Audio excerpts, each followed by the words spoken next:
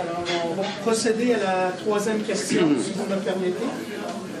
Ça va être un dossier qui sera plus local.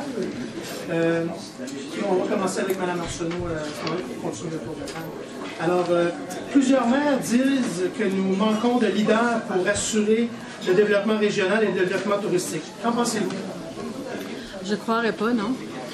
Ici, on est un territoire qui est assez dynamique au point de vue touristique.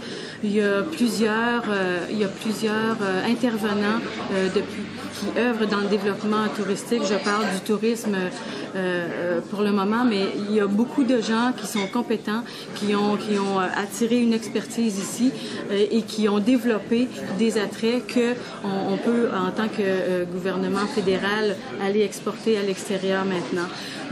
Dans tous les domaines, je pense que on peut peut-être, il y a toujours place à amélioration et c'est bien sûr qu'on n'est peut-être pas à 100% correct dans tout, mais je pense qu'on a quand même du potentiel sur le territoire. Et ce que je veux faire avec ce potentiel-là, c'est de partager ces compétences-là. Des fois, il y a des structures qui sont en place dans une certaine partie du comté qui ne le sont pas nécessairement dans d'autres parties et que les besoins se ressemblent. Alors, ce qu'il faut faire, c'est partager ces compétences-là et amener les gens qui ont une expertise sur le même territoire à la partager. C'est comme ça qu'on va devenir efficace et cohérent dans nos actions.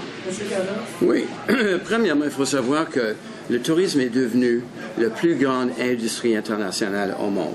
Et c'est en compétition globale. On est en compétition avec Pondicherry en Inde, on est en compétition avec Goa en Inde, et même avec Kamloops. Et entre Kamouraska et Kamloops, il y a des compétitions, et aussi avec l'Europe et partout. Alors, il faut qu'on fait un vrai essor ou une espèce d'épanouissement touristique.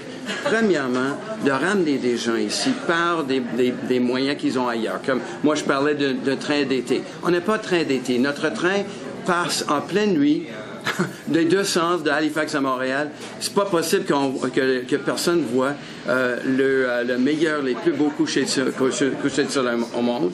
Puis moi, j'ai amené des centaines de personnes ici qui ne pouvaient jamais croire que c'était si beau.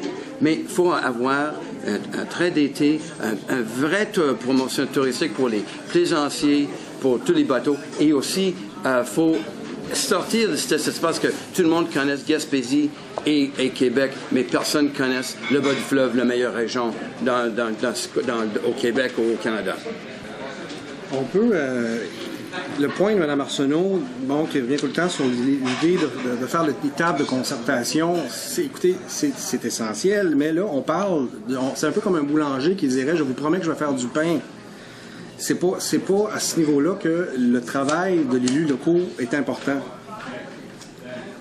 J'ai fait une sortie la semaine passée avec un jeune homme qui s'appelle M. Laure, qui avait un problème administratif pour aider à diversifier l'offre sur le fleuve. On peut se concerter sans arrêt. Les gens, concrètement, quand ils vont venir ici, s'ils ont une offre touristique extraordinaire, ils vont rester. Et c'est là qu'il faut jouer.